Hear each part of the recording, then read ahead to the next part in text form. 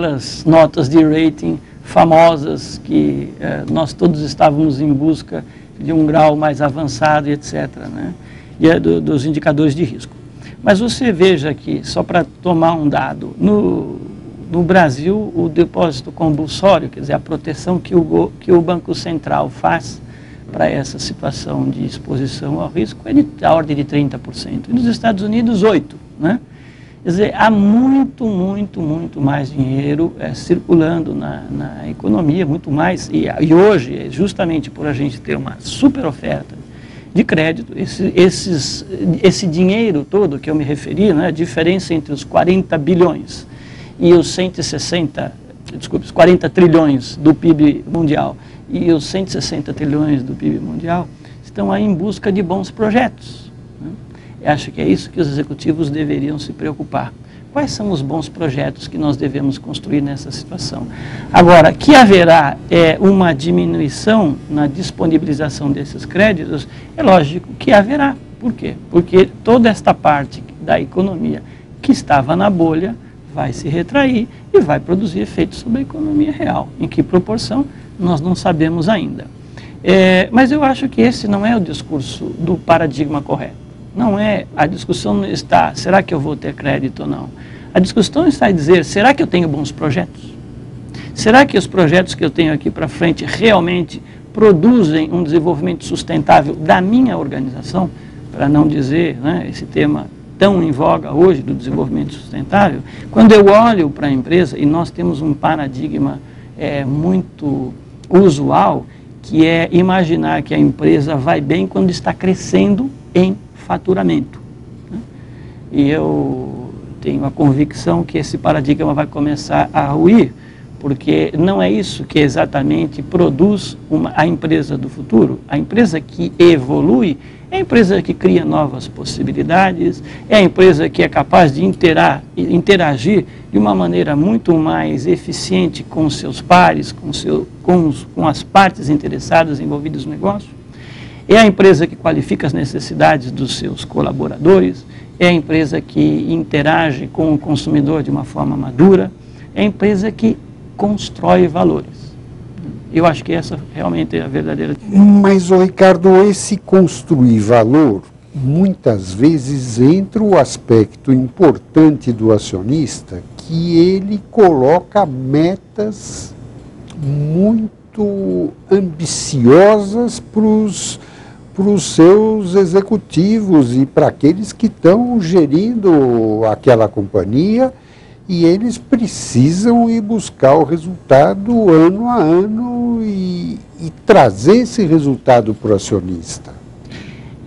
Esse ponto é fabuloso que você está mencionando, porque ele traz um distúrbio, o que eu chamo do distúrbio do tempo psicológico. Os executivos estão muito mais vivendo a ansiedade do amanhã do que construindo o amanhã aqui e agora. Então, o que eu quero dizer com isso?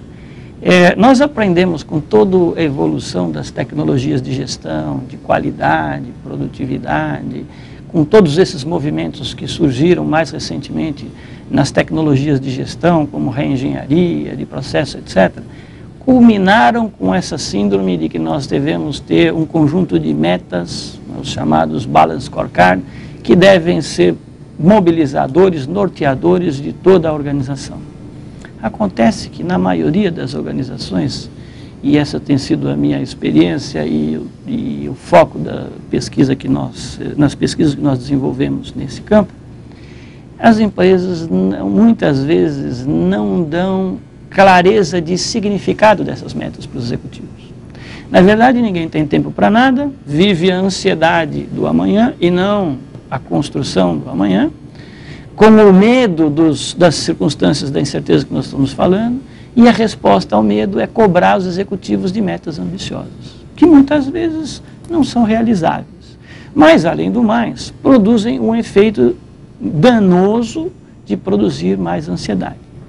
Ansiedade no sentido de perseguir uma meta que às vezes os executivos não veem sentido nela. E essa tem sido quase que uma pregação nossa. Quando a gente fala de estratégias e estratégias corporativas, efetivamente nós queremos nos referir à possibilidade de dar significado à organização, dar significado à direção de futuro. Quando você escolhe uma tecnologia, quando você escolhe um caminho, quando você escolhe explorar certos segmentos, quando você escolhe desenvolver a sua relação mais intensa com a comunidade que é próxima à organização, quando você resolve desenvolver a qualidade de vida dos seus colaboradores, você precisa, antes de tudo, encontrar significado nessas ações. E o significado das organizações é que se perdeu no começo da nossa conversa, quando você perguntou por que é que essas empresas estão lá especulando. Essas empresas estão lá especulando numa proporção que nós vimos incompatível com a natureza dos negócios dela, porque elas estão se afastando da natureza do negócio, estão se afastando do seu significado, estão se afastando da compreensão que elas são unidades criadoras, geradoras de possibilidades. E essa é uma mudança de mentalidade que nós precisamos propagar, desenvolver nos executivos a confiança de que eles podem construir novas possibilidades, apesar de um ambiente de incertezas como esse, um ambiente de volatilidade e tudo mais. Então, de todo modo, eu acho que o ponto nevrálgico dessa questão é a gente afastar a fobia das metas pelas metas e encontrar nas metas e na possibilidade de conversar sobre as metas o real significado da organização e o seu verdadeiro propósito. O Brasil hoje, indo um pouquinho além das empresas, Ricardo, o Brasil hoje encontra-se numa situação na área econômica, financeira e econômica, excepcionalmente melhor do que nos últimos 30 anos. Durante os últimos 30 anos, qualquer problema que existisse em qualquer país no mundo nos afetava. A nossa posição era muito vulnerável. Hoje, o Brasil tem uma posição como país na área econômica e financeira sólida, que pode gerar uma maior tranquilidade para passar por essa crise, por essa que o mundo vem enfrentando. Isso seria uma oportunidade para que o Brasil possa sair dessa crise de uma forma mais forte, mais ativa? Evidente, a sua pergunta embute uma resposta evidente, né? É o que se costuma dizer, o Brasil fez um pouco da lição de casa, né? Um pouco da lição de casa, porque nós ainda mantemos pelo menos dois elementos cruciais nessa lição que ainda não foi feita, né? As assimetrias, as disparidades sociais que nós ainda temos persistindo, os nossos déficits no campo da educação, etc. Então, e além do mais, esse Estado que nós produzimos, esse Estado que é quase que um grande controlador de tudo. Exatamente. Que tem proporções de discutir as leis, de melhoria das leis. Muito dinheiro, né, quase arrecada 40% de tudo que nós produzimos, que é muito dinheiro.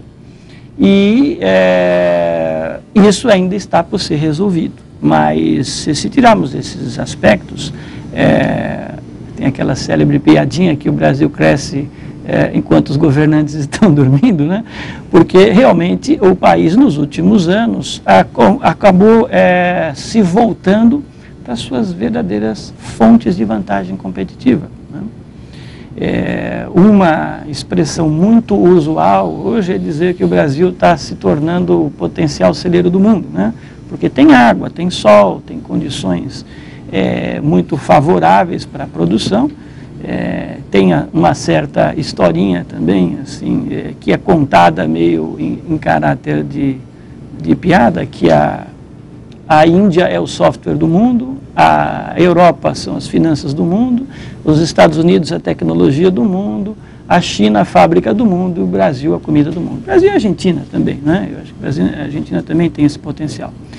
E, bom, então isso significa que hoje verdadeiramente muitos dos nossos problemas do passado não só foram ajustados por ações da própria sociedade, dos empresários e do governo, mas também fomos beneficiários dessa transformação que o planeta está passando. E porque temos essas condições também que nos favorecem, né? Inclusive agora para completar a história do petróleo. Então, não tem a menor dúvida que isso vai produzir, isto, aliás, foi muito bom você lembrar isso, porque isso é quase que o óbvio, né? Todos nós, brasileiros, temos perfeita clareza dessa potencialidade. O que é o nosso desafio é olhar para essas potencialidades no âmbito das possibilidades, pensando alternativas de negócio, pensando que essas ondas cíclicas vão passar e vão voltar também em outras proporções, como nós vamos criar prontidão para isso? Como eu vou olhar para o meu negócio, para a natureza da minha atividade, para os meus parceiros que estão em volta, para os meus colaboradores, para comunidades que eu tenho acesso mais direto e da onde eu vou explorar oportunidades e possibilidades. Ricardo, o nosso programa está chegando ao fim. E nós temos 2 minutos para você nos deixar uma mensagem no término desse nosso programa. Bem, Roberto, eu penso que nós tivemos a oportunidade de dar uma passada em algo assim, de helicóptero, né, pelos grandes fenômenos que nós estamos vivendo hoje. Penso que este é um momento essencialmente, para repetir um pouco o que eu falei anteriormente, para observação. Não é um momento para pânico, não é um momento para ansiedade. Aliás, eu também não estou falando nenhuma novidade. Agora que, como eu disse, como eu recomendo aos executivos não lerem o jornal do dia, no dia e lerem no dia seguinte, há vários economistas falando nessa direção, há vários analistas falando nessa direção, que as proporções daquilo que se imaginava talvez não sejam tão catastróficas como se imaginava antes. E se a gente quiser imaginar um pouco mais, ou visualizar um pouco mais o que eu estou dizendo, eu gosto de dar alguns exemplos. Se vocês imaginem você vivendo a crise de 29 com a possibilidade de comunicação e intercomunicação que nós temos hoje. É lógico que as proporções e a ansiedade seria totalmente outra. O que nós estamos vivendo hoje é que a nossa sociedade está deixando de ser está sendo cada vez não só uma sociedade global, mas uma comunidade global, né? E nós temos a responsabilidade, nós, os empresários, os executivos, os formadores de opinião, de nos prepararmos para viver um novo mundo, que não é o mundo do medo, do 11 de setembro.